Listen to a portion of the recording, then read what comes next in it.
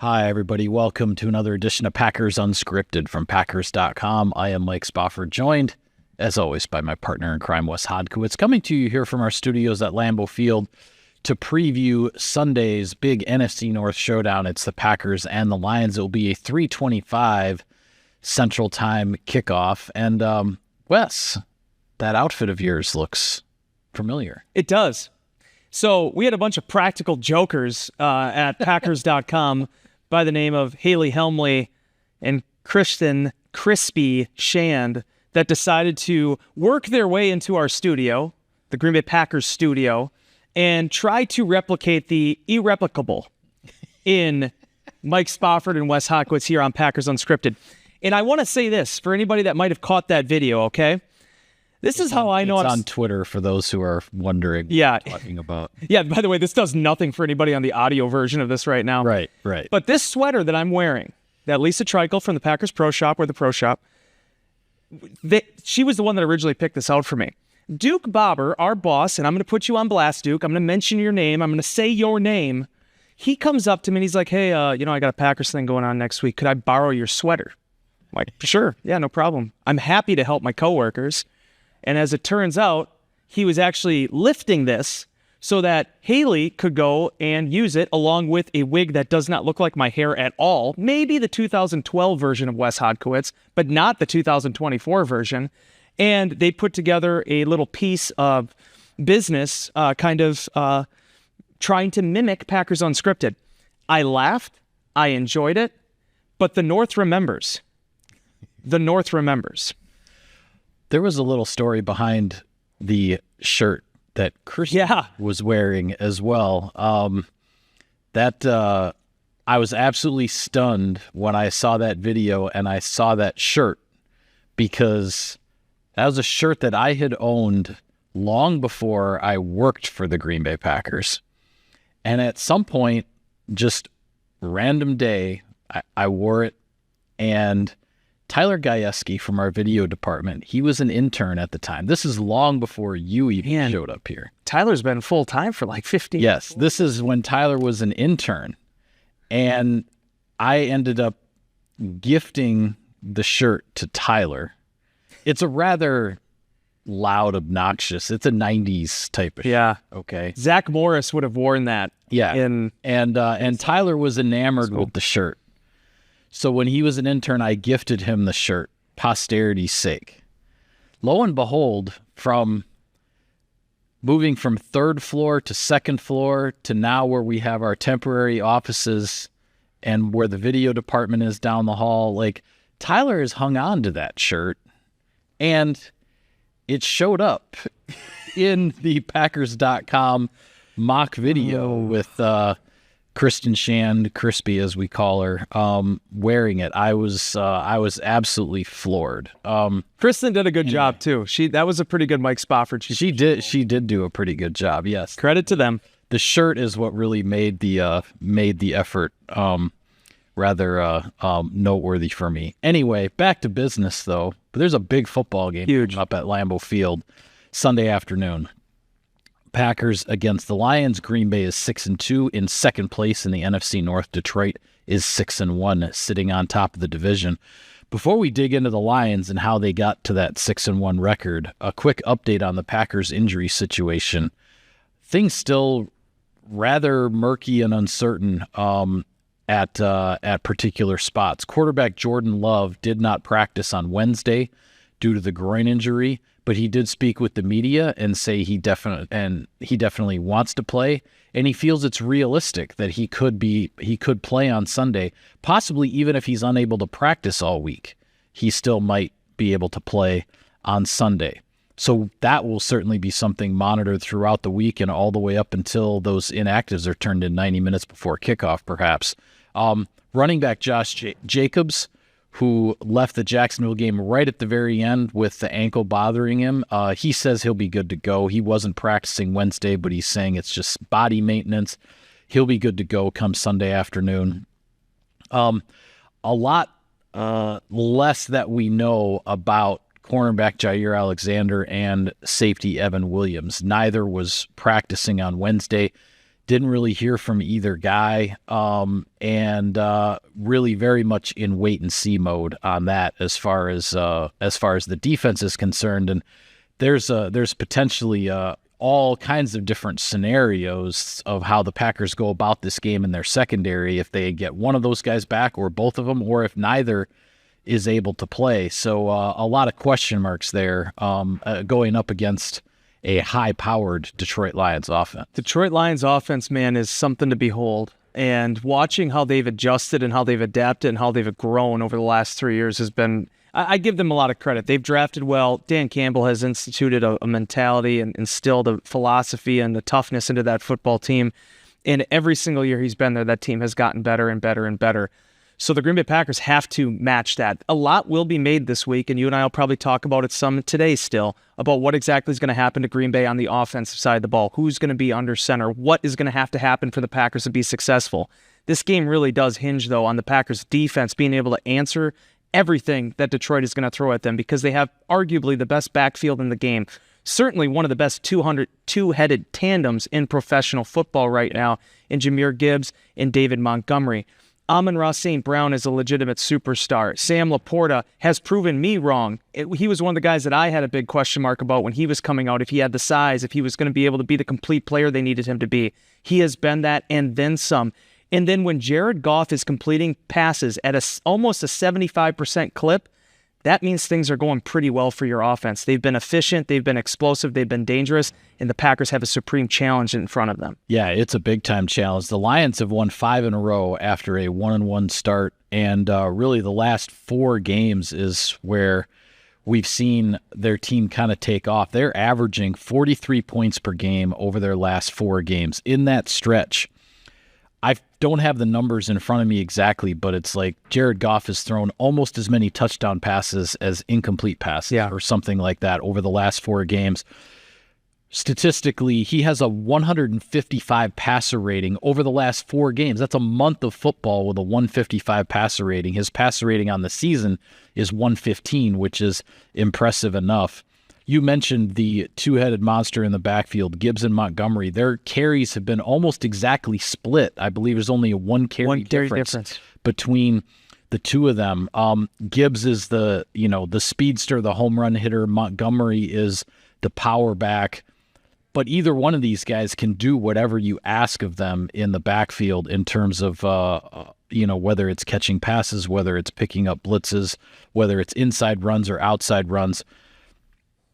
Amon-Ra St. Brown, he has 41 receptions this season, which is actually more than twice as many as anybody else on the Lions. He's clearly the go-to guy in the passing game. And then second in receptions with 20 is Sam Laporta, the tight end you mentioned. He has a 52-yard touchdown. We're talking about two of the really up-and-coming and reaching the level of premier tight ends in this league are going to be on the field together in Sam Laporta and Tucker Kraft.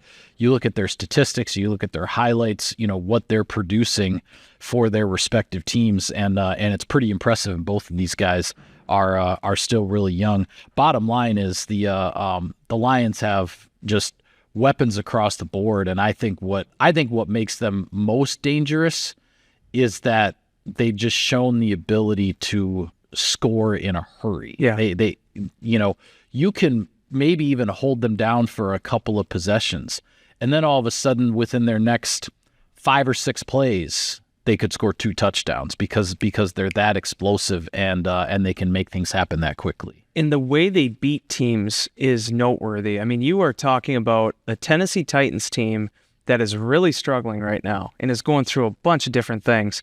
And the Detroit Lions ran through them like you should, that type of team. Go back, 2 weeks ago, Dallas Cowboys. Cowboys trying to get their season right. Detroit's like, nope, we got this. They won a down-to-the-wire football game, against the Minnesota Vikings 31-29. They're just so darn consistent in everything that they do. Now, there has been adversity.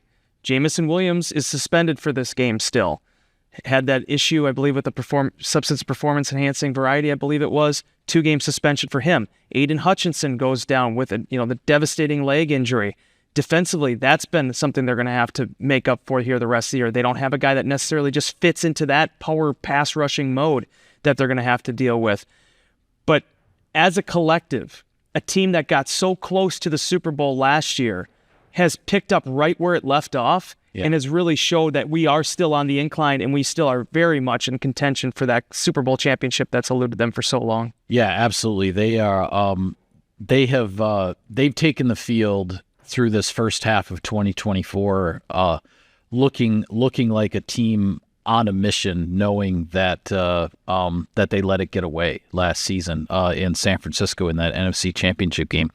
You mentioned Hutchinson on the defensive side. He is out for the remainder of at least the regular season, based on what we're hearing. He had 7.5 sacks before he went down, was on his way to potentially, defensive player of the year, or certainly being in that discussion. Nobody else on the Lions has more than 2.5 sacks at this point. Yep. But that being said, the first full game without Hutchinson against the Vikings, they sacked Sam Darnold 4 times. So you can't take anything for granted here. What really sticks out to me statistically is that this is a defense that has 10 interceptions, which matches the Packers' total, 10 interceptions on the season. And it's the safety Kirby Joseph with 5 of them, and then safety / nickel slot corner Brian Branch with 4. Those two guys have combined for 9 out of the 10.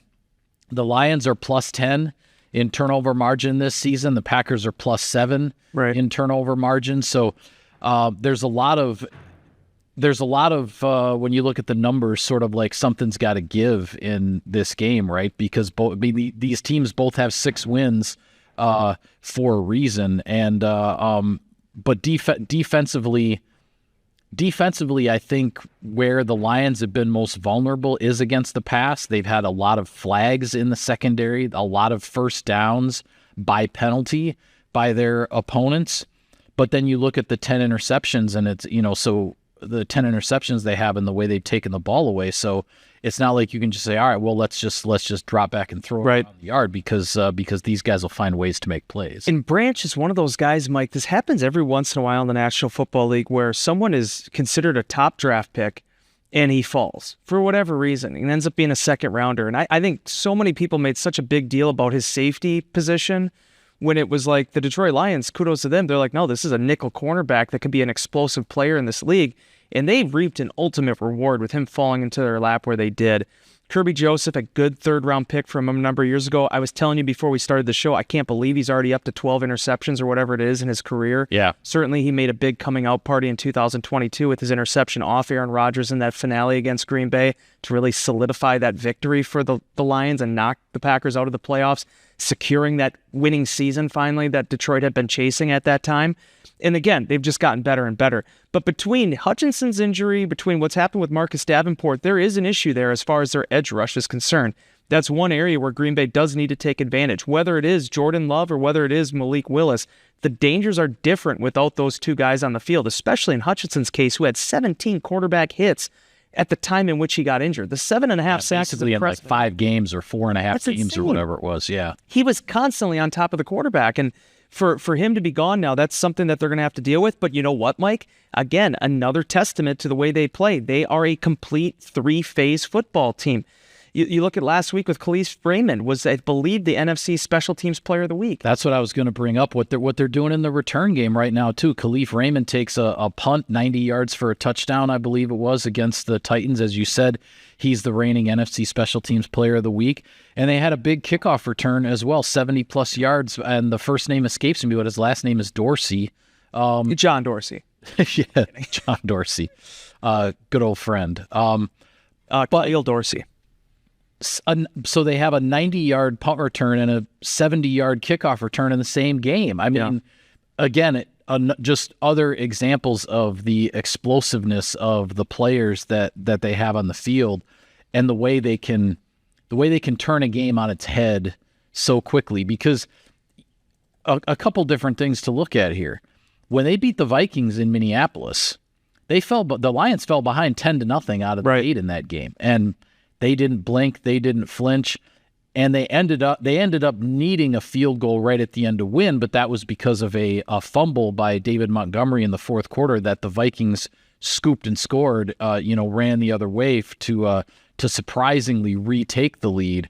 But they're down 10-0 on the road, division rival, Minnesota Vikings, and they ended up outscoring them. I believe it was like 28-7 through like the second and third quarters of that game.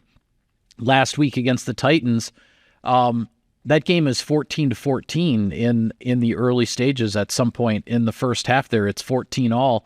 And the next thing you know, the Lions have ripped off 28 or 35 straight points or whatever it is, and the game turns into a blowout. So these guys can change games in a hurry, I guess is what my point is. And to get back to as far as the special teams too, they're really solid. I think Jack Fox is one of my favorite punters in the league. He's been an all-pro before in this league. He's one of the guys, when you watch him, his ball placement is just extraordinary. And then Jake Bates has gone in there and I think is 11 for 11 on the season after everything he did during the XFL year. Again, they're very complete. We'll talk about it in a minute here. There's opportunities for the Packers to win this game, but the challenges and the need to be, dialed into your details is so critical to being able to defend a team like this. Yeah, well, that was what's next on my list is, okay, we've gone over all these things that the Lions do well and why they are 6-1 and sitting on top of the NFC North. And in fact, kind of the team right now that most people are pegging as the team to beat in the NFC in general. So what are the keys to victory for Green Bay? What do the Packers need to do to come out on top in this one? Survive the second quarter. I don't know. You dig into this stuff a lot. You look at the stat sheet. I did see those numbers. It's like 102 points to like 20 or something. 27. Like 27. Yeah. Okay. So what Detroit does is, they start and it's kind of almost like a fighter sort of finding his range, and then they hammer you in the second quarter. And you look at their ebbs and flows. It's 38, 102, 65, 23. Like there is sort of this pattern as far as when they're striking, but that is where they've won a lot of these games, is they've taken the souls of a lot of teams in that second quarter and going into halftime and really making them question everything. Yeah. They talk so much about the point differential in the NFC North and how extraordinary that has been to this point, and the fact that all four of these teams are actually in the plus area. If I remember correctly, I think the Lions are like plus 116. They are just getting out and dominating teams.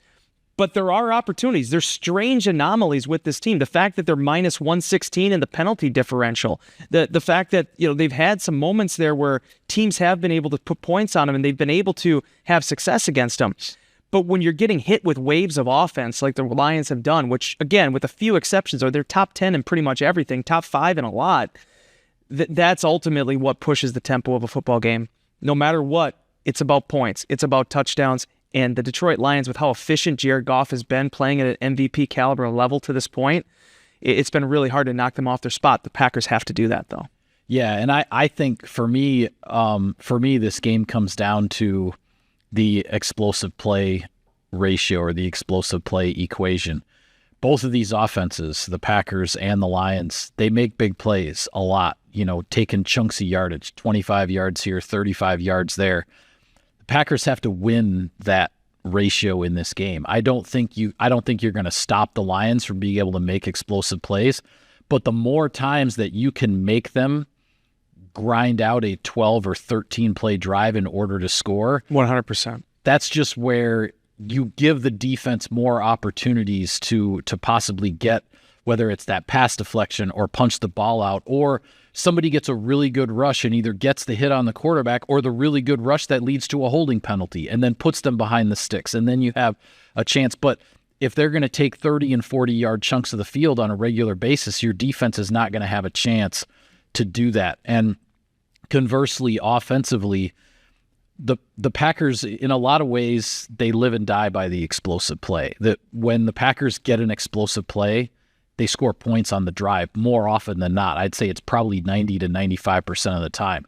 So the Packers still have to be able to do what they do against this defense and take chunks of the field. At the end of the game, if we're looking at the plays of 20-plus yards and the Packers make more of them than the Lions, then I like Green Bay's chances to win this football game. In whatever yards they can get against the run. Defensively, the Lions, they've been really good as far as teams and what their rushing and their averages are. But if you dig into that a little bit more, it's because so many teams have had to throw from being behind. Mm-hmm. They're 5th in run defense right now, but they're 22nd in yards per rush. And if you look at it, with the passing game, yes, teams have put up some passing yards because they've had to. If you can establish the run and get into your offensive rhythm, especially if it ends up being Malik Willis as your starting quarterback in this thing, if Jordan can't go, that is going to be absolutely critical. One of the things the Packers have done really well, Mike, in all of these appearances, maybe with the exception of the final play there that Willis had to come in Brazil, but his 3 games where he basically helped them win the game, right? They've been able to manage possessions at a premium. Every single possession has had meaning for the most part. That has to continue against Detroit if you're going to be able to hang in there with the punches that they're going to throw against you. Yeah, and the other thing, too, because we know this is a Lions team that doesn't turn the ball over much, that I was actually looking at, the Packers have gone 5 consecutive games without having a turnover-free game offensively / special teams. You cannot turn the ball over in this game. You may not be able to win the turnover battle, but you have to be able to get out of this game at worst at 0-0 in the turnover takeaway department, because seeing the Packers only have the 1 giveaway last week on the interception in the red zone, that was certainly a step in the right direction. And as we've seen with Malik Willis, he, in all the time that he has been playing in place of Jordan Love, he does not put the ball in harm's way. He's done a remarkable job of protecting the football. But whether it's Love or Willis, it feels like this game has to be a 0 giveaway game for Green Bay, regardless of what the defense is able to do in the takeaway department. The Packers absolutely cannot have a turnover. The other thing that has to happen too, Green Bay has to win on third downs, because the Detroit Lions are the best in ball right now defensively on third downs. Again, that goes with a lot of teams having to throw against them, but what is they're allowing? Is it 30% or just under? Right at 30. Right at 30%. 30% conversions on third down against that defense. It's a tough one to move the chains. I'll take care of some sponsor business here, Wes. Sirius XM NFL Radio delivers hard-hitting analysis and up-to-the-minute NFL news that true football fanatics need 24/7, 365. And at Cousin Subs, we have something for everyone, like our Wisconsin cheese curds, mac and cheese, golden fries, and creamy shakes, all paired with your favorite sub or sub in a bowl. Cousin Subs, 50-plus years of better. Maybe I should get Crispy to read the sponsor business, one of our shows. We should ever do the draft one. Imitate me so well. Yeah, have her do the draft one. Like, literally, remember like that when Matt Arvin had mic'd up Kuhn that one time and he came in and did Unscripted with us that one time? Yeah. Should have Kristen just come in with the just have her come in. She can do the ad reads. It's week 9 in the NFL, Wes. Looking around at the other games that are going on, there is no game on the slate in the NFL in week 9 that is bigger than Packers and Lions at Lambeau Field. But that being said, there are other very interesting ones that impact the NFC in general as well as the NFC North. I'm very curious. Chicago goes on the road to Arizona. I am very curious how the Bears respond to losing a game on a Hail Mary, because that kind of loss, and especially with everything with, the one player, Tyreek Stevenson, whose kind of head was not in the game on the final play and all that, that's the kind of thing that can really spiral things the wrong way for a team. So can the Bears respond to that in the appropriate way, going out to Arizona and playing against a Cardinals team that Kyler Murray and that offense, they're getting some things going out. They're so scrappy. And Marvin Harrison Jr., we talked about it when the Packers played him. He's just such a premium talent. And they've been, I keep saying it, I mentioned it in last week's show, seeing if you don't corral Murray, what he can do offensively is something to behold. There's a lot of good scrambling quarterbacks. There's a lot of good elusive quarterbacks. He has it all, and he can really will you to a victory. Chicago, great test for them defensively, but I'm with you. Seeing what their response to that game is going to be critical. I mean, really, realistically, even though the Packers and the Lions are the ones that are playing in the NFC North and have these big implications, both that game, Indianapolis Colts traveling to U.S. Bank to face the Vikings, is also very huge too. Joe Flacco is now the starting quarterback there. That was the other one I was going to bring up, and it's interesting how that evolved, because a couple of weeks ago, that game, Indianapolis at Minnesota, was flexed into the Sunday night time slot. Yeah. It was just going to be a garden variety afternoon game on Sunday. Since that game was flexed into the Sunday night slot, the Vikings lost back-to-back games. They went from 5-0 to 5-2. And Indianapolis now has benched young quarterback Anthony Richardson for Joe Flacco. Flacco is stepping in as the starter. It sounds like for the long haul here, at least in terms of 2024, probably for the rest of the season, that Flacco is going to be Indy's guy. So now all of that going on, and that game is in prime time. A couple other. What was the original Sunday night game? Do you remember? I believe it was Philadelphia against Jacksonville. Oh, okay. And yeah, they with where things were going with the Jaguars, the league and the networks decided they wanted the Vikings instead. So, couple other games though that are some really interesting implications elsewhere in the NFC. Dallas at 3-4 is at Atlanta. Atlanta is 5-3 and sitting on top of the NFC South right now. It kind of feels like we say this, at least once every 2 weeks, that the Cowboys find themselves in like a must-win type of game. With what's going on with the Commanders and the Eagles in the NFC East, if the Cowboys drop to 3-5, if they lose this game and drop to 3-5, they're really, really playing uphill the second half of the season. They're in big trouble. Yeah, and it seems you can't ever take anything for granted year to year, and you can't always have the math of, okay, well, this team played this way one year, they're going to run through everybody the next. It doesn't work like that. Yep. Cowboys have had a couple injuries. I think Deron Bland is back this week, or at least has had his window activated for return. So potentially maybe that gives you a lift here, but they are a team searching for something right now. Also, this has been another lesson in why I wrote the story on Chris Brooks this week. We've talked about Josh Jacobs. Investing into your backfield and understanding the value of having your franchise back, whether it's a young guy, whether it's the Cowboys are a great example of how critical that is. They moved on from Zeke. They went with Tony Pollard for a year. They let Pollard go, and then they brought Zeke back after kind of a lackluster year in New England. Their running game has been in shambles this year too. Dak has not had that complement that I think he needs in an offense to really have those explosive plays present themselves.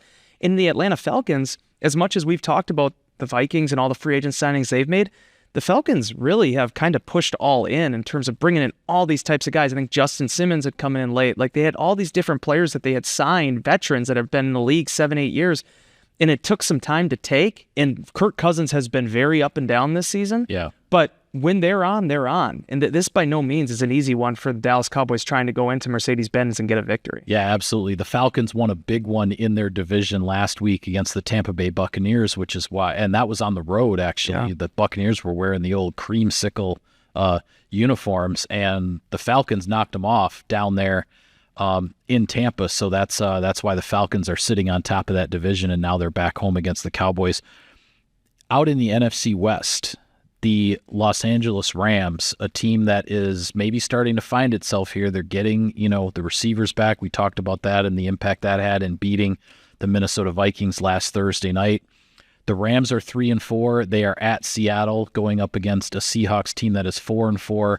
4-4 is the top of the NFC West right now. Multiple teams with that record, and Seattle trying to figure things out after being at home last week against Buffalo. Buffalo flies all the way across the country and walks into Seattle's normally difficult stadium and just absolutely took it to the Seahawks. And that game was almost like it was never even a contest. Buffalo completely dominated. And now they got to deal with Kupp and they got to deal with Nakua. Yep. And that changes everything. We saw it in that game against the Vikings. Rams are totally different with those two dudes on the field. Everything improves when they're out there. Seattle's another team that's been up and down. DK Metcalf potentially getting healthier, but I mean, the fact is that when you're looking at a division right now where so many, again, Arizona Cardinals at 4-4 are sitting at top right now. For whatever reason, if the season ended after 8 weeks, they would be the team in the playoffs right now out of this whole equation. Yeah.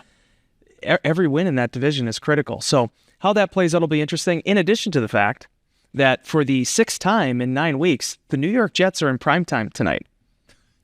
Is that what it is? 6 times. 6 times in 9 weeks. And they are one of the worst teams in football right now. Yeah. Like, I will say this about the networks. They completely loaded up on Aaron Rodgers in the first 2 months of the season. Like, they were like, all right, all our chips are in on that. But here we are. Well, and gambling is always illegal at Bushwood, but did I hear correctly that Vegas actually has the Jets favored over the Texans tonight? It's like by 1 point or something like that. They are at home. But That's yeah, weird. It's like Jets -1 was like the line or something. But hey, again, I don't want to get into all that stuff, but the fact that it was Packers last week -3.5, and then they won 30-27 on that game-winning field goal, bro, wild. But yeah, I mean, Jets are still trying to find something. And listen to Rodgers' press conferences this week. I watched both the post-game one and I watched his one on Monday. They're feeling it right now. They're searching. They're searching is what they're doing out there. You know what I'm searching for? The 2025 NFL Draft. That's right, because the home of the 2025 NFL Draft is right here in Green Bay. Don't miss any draft action coming April 24 through April 26 of 2025. Visit greenbay.com/draft25 for more information. And with that, we will call it a wrap on this edition of Packers Unscripted. Be sure to follow all of our coverage of the team and all of our coverage of Sunday's big game at Lambeau Field, Packers and Lions. We will have it all for you on Packers.com. For Wes, I am Mike. Thank you for tuning in, everybody. We will see you next time.